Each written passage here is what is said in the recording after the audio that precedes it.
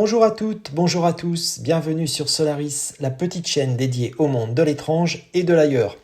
Aujourd'hui, une vidéo sur l'Estia, l'appareil de Vaonis qui transforme votre smartphone en télescope.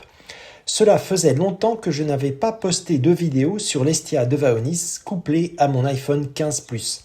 Pourtant, je considère qu'il s'agit du meilleur appareil de la société Vaonis, bien meilleur que la gamme des Vespera que commercialise également cette société.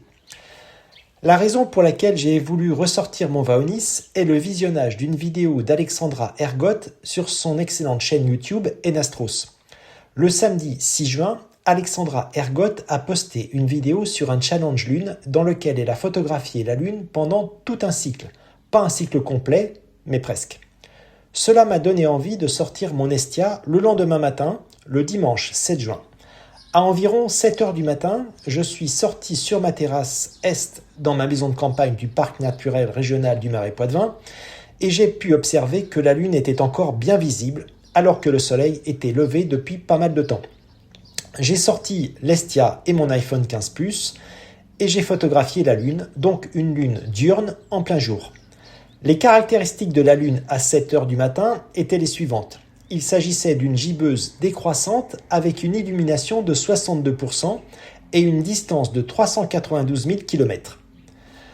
Dans un premier temps, j'ai utilisé l'application Gravity de Vaonis. Concernant la mise au point, je l'ai effectuée manuellement car la mise au point automatique s'est avérée décevante. Je vous laisse découvrir les photographies aux 4 cadrages possibles, à savoir le cadrage plein, le cadrage carré, le cadrage portrait et le cadrage paysage.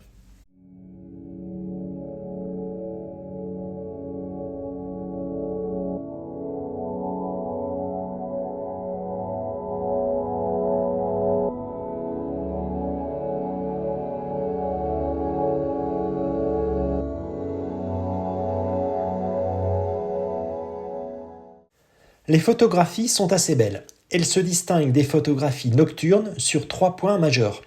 Le fond du ciel est bleu et non pas noir, la lune est blanche et non pas cendrée, et enfin, les reliefs lunaires sont moins contrastés, mais ils sont quand même bien visibles. Je suis ensuite sorti du logiciel Gravity pour utiliser directement le logiciel photo de l'iPhone 15. La mise au point est plus précise et surtout plus simple. Il suffit de mettre son doigt sur la lune pour produire une mise au point parfaite.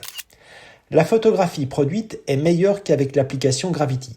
À noter que comme il n'y a pas de redresseur de champ avec l'application photo de l'iPhone, la photographie est inversée par rapport à celle produite avec l'application Gravity. Enfin, avec l'application photo de l'iPhone, on peut produire aussi une vidéo HD de qualité que je vous laisse découvrir. Cette vidéo est maintenant terminée, j'espère qu'elle vous a intéressé. Merci de l'avoir visionnée, n'oubliez pas de vous abonner à ma chaîne pour être informé des prochaines vidéos. À bientôt sur Solaris.